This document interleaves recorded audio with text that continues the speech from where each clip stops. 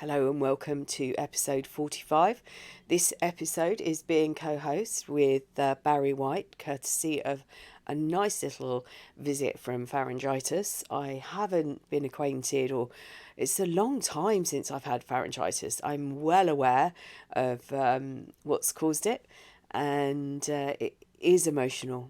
So I will be dealing with it and working out how to deal with it. On this podcast, I want to talk about chaos and how we can take the chaos and change our lives. So you might have experienced chaos during the relationship. It's heightened when it's over. Unlike physical abuse, emotional abuse puts you in a state of confusion. And you might have come out of the relationship completely unaware that it was abusive. It's a bit like Chinese water torture. It happens really, really slowly. It turns you insane. But you can use this chaos once you've managed to get hold of it and calm it down and turn it into something more powerful. Welcome to the Mind Fuckery podcast. I'm your host, Elizabeth, author of Finding Lily and the A to Z of emotional abuse. I'm here to remind you that love should be unconditional. Divorcing emotionally is life-changing, and that you have a duty of care to yourself. Each week I will discuss some of the terms you may hear along this journey, and I will help you understand and process what's happening. I will help you find the best habits as you start to take back the control of your own life and learn the tools to heal on a deeper level, becoming the best version of yourself. When I was writing my book, The A to Z, I had this statement. In the beginning, there was chaos, and I kept repeating it and repeating it. I knew it had to go in. And I think it was as I was compiling information for the book that I thought I'd write a blog post. And I typed into a search engine in the beginning, thinking that it was going to give me some information on Genesis and the creation of heaven and earth. But instead I was reading about chaos and the gaping emptiness. In the beginning, there was only chaos, the gaping emptiness. Then, all by themselves, or out of formless void, sprang forth three more primordial deities: Gaia, earth; Tartarus, the underworld; and Eros, love. Once love was there, Gaia and Chaos, the two female deities, were able to procreate and shape everything known and unknown in the universe. In Greek mythology, primordial deities are the first generation of gods and goddesses. And as I said, it was the research I thought I would find information or it would be linked to heaven and earth, but instead it was the chaos. Perhaps you've experienced this chaos yourself and the emptiness, or you may still be going through that. Believe me, if you heal these wounds, this will be the best gift you will ever receive. Out of this chaos comes love. And today I'm recording this on Valentine's Day, so it's a bit of a win-win-win. This was a love that you may never have experienced before in your life. The cycle of abuse is everything. It is the beginning and it is the end. And yes, there were good times scattered throughout that relationship. They're perhaps the memories that are demanding attention. They are the ones fighting to be more powerful than the ones of abuse. And you override it, thinking maybe it wasn't that bad. And then the pain of being out of the relationship, the confusion, these are the main ingredients,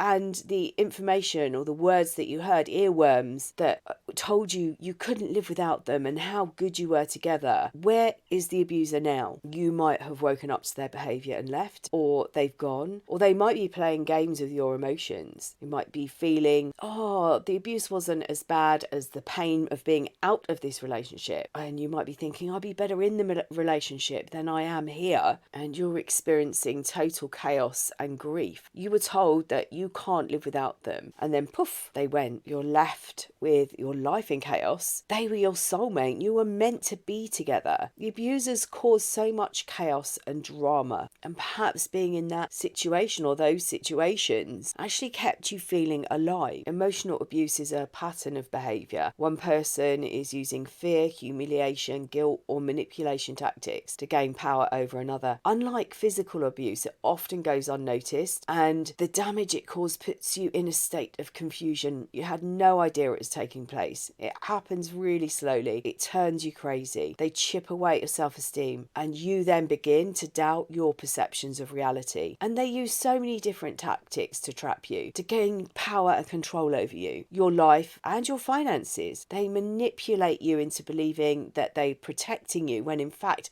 they're the ones that are abusing you. The chaos is the destruction left at the end of the relationship and probably during the relationship, during those devaluation and discards. And they walk away without a backward glance, having secured their next place, their next source of supply. And you may be trying to understand what happened. It's a game. You don't have the rules though. The aim of the game is to bond you to them, so you can't reject them or abandon them. This is a trauma bond. It's designed to trap you. It has invisible chains holding you in the relationship. You're unable to move. You're unable to escape. You're lured there with fakery and you're held there in an invisible prison. They have the key, but they'll never give it to you. Not even at the end of the relationship. While there's still breath in your body, you have the ability to provide them with a source of supply. They might contact you, reach out. They're just checking that you're okay, or they've realised they can't live without you, or they're hurting, or they need you. They don't want you to go through this alone. And the list goes on. What have you been told? So during that idealisation stage, they've positioned themselves as caregiver. They've manufactured a love that you may never have experienced. They see you on a level you may never have been seen. They hear you on a level you may never have been heard. And then they start devaluing you with the slight put downs. Favourite tool next to gaslighting? Triangulation. You may have rationalised their behaviour, believing they care for you, and you create more bonding. And this is the reason you're so connected, and the relationship ends and you don't know how you will survive without them. And some of the chaos comes with a hidden message, and this chaos comes with instructions on how to heal. So you might not be able to see or read the instructions, you might not be able to hear them. These instructions are built in. This is about an inner listening. When they threatened your safety through their bad behaviour, it was you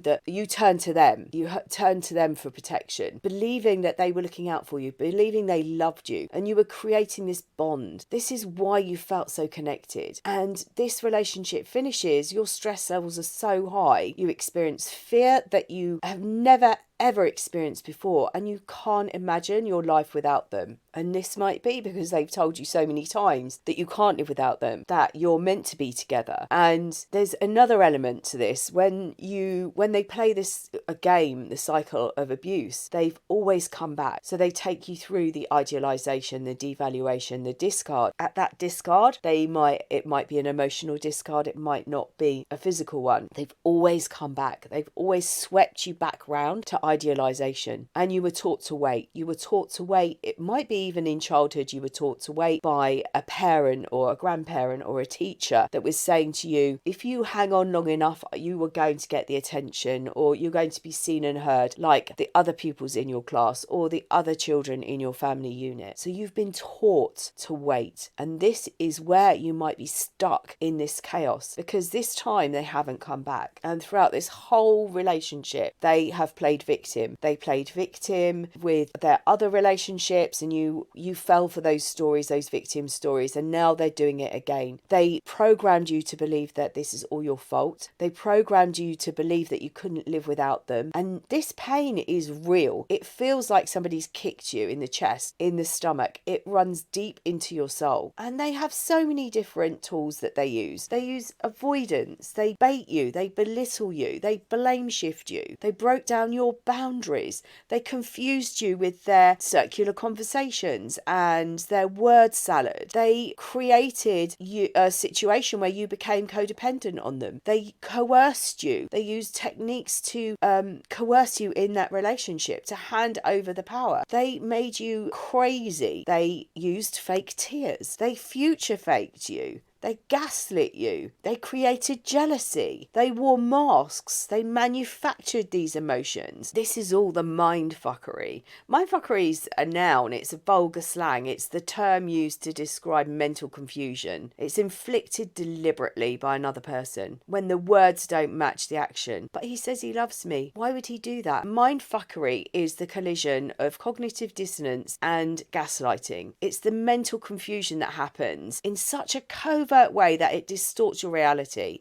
It's making you question your sanity. It's making you question your memory, turning you crazy. Your intuition, it knew something was wrong. You didn't believe their story. Something felt off. They lied to you, and you end up questioning yourself. Well, they minimized your feelings. They mirror. There's narcissistic rage that they use, objectification, projection, shaming, silent treatment, smear campaigns. The list goes on. You might have found yourself walking on eggshells. You tiptoed around them. You tiptoed around them. You protected them. You protected your children. You protected your friends and your family. You avoided saying or doing something to keep the peace. Any abuse is horrific, but emotional abuse is silent. And it isn't usually until after the relationship is over that you start to realise what actually happened. You lived in an unknown fear. You might be still jumping at the slightest sound or anticipating what the atmosphere changing or something happening. You might be feeling empty inside. I remember describing it as feeling like a shell of my former self, and I'd lost everything. I was broke and I was broken, and I would look in the mirror and there was no reflection. There was nothing in my eyes. I did not recognise the person staring back at me. I did not know how I would move on. I then got stuck in another cycle. This one was of questioning and doubting, and I kept asking myself, if only I had said something or done something, or maybe if I'd done something or hadn't done something or hadn't said something, I wouldn't be in this place. I believed this was all my fault, and I believed that if I changed, if I could go back to each situation and change it, the result would be different. And then I realised that outcome was always going to come. That was a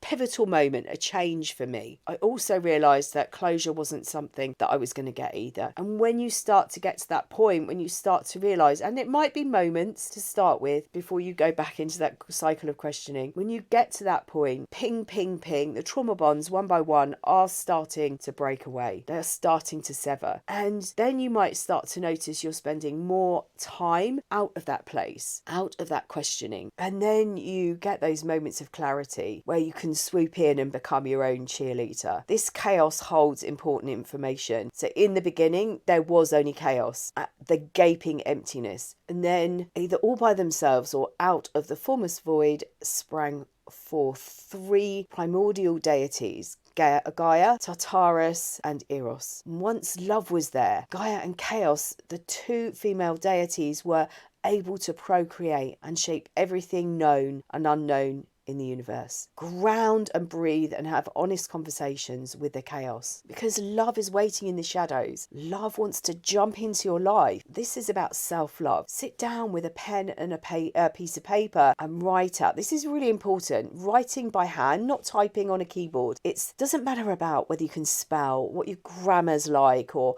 how you punctuate a sentence or a paragraph. This is about getting the emotions, setting them and releasing them through your hand onto paper. Write out how you feel, and then you can leave it for a while and then go back and then lean in and see how you feel about this situation and what you want to do about it. You have been violated in such a cruel way by someone who convinced you over a period of time, whether that's months, whether that's years, whether that's decades, that you could trust them. And once you've done this, Chaos and Gaia are able to procreate, and they are able to show you how you can shape your future, create an unknown universe that is yours. You can do this. They will allow you to bring in love. When Chaos comes to visit, you have a conversation with her and those wounds. She comes bearing the full instructions on how you can heal. So learn to ground, earth yourself, breathe, be in your body, and those honest conversations. This is about leaning in. When you want to reach out, you reach in, because that is where you will get the feeling. Your intuition will wake up again as well, and you will be able to feel the instructions, because your wounds will be talking to you. They'll be telling you what you really want. When you want to reach out and you want a hug, it might actually be something else. When you think that you want to reach out to your abuser, ask what you really want. Maybe speak to an inner child or the person that was hurt in a certain situation. It's amazing what can happen after these relationships. If you have a flashback of a certain situation. It might be a conversation, or it might be you see yourself sitting somewhere, or it might be they turn up in an environment, or they come home after work, or it brings up an emotion. It might bring up a memory. It might bring up a feeling. And it's those moments that you talk to. Find out what was really going on and what you really need. And you can then have a conversation with those wounds. And you can be your own cheerleader. You can be your own advocate for healing. And you can be your own parent or your own teacher. Whatever it is that you need in that moment, you can do this yourself. I hope this podcast has been helpful. My whole thing is, and always has been, I want to guide you as much as I can to help you heal on a level that you may never ever get the chance to experience. This abuse is horrific. It really is horrific. It is confusing. It is painful. You haven't been beaten up physically, you've been beaten up emotionally, and you feel it. And there is so much that can come out of it, and it might not feel like that at the moment. And you too might be looking into a mirror and there's nobody on the other side. You too might be experiencing that chaos. Please, if you want to reach out, send me an email or send me a message on Facebook, or if you're not in my Facebook group, the Divorce Sanctuary, come and join me, and I want to help you heal on a level you didn't know possible. I work with people one-to-one. I can help you break this and deal with it, and honestly create a life that you never thought imaginable. Me and Barry are going off now to have a warm drink and rest our vocal cords, and I will catch up with you and sending you loads and loads of love until next time.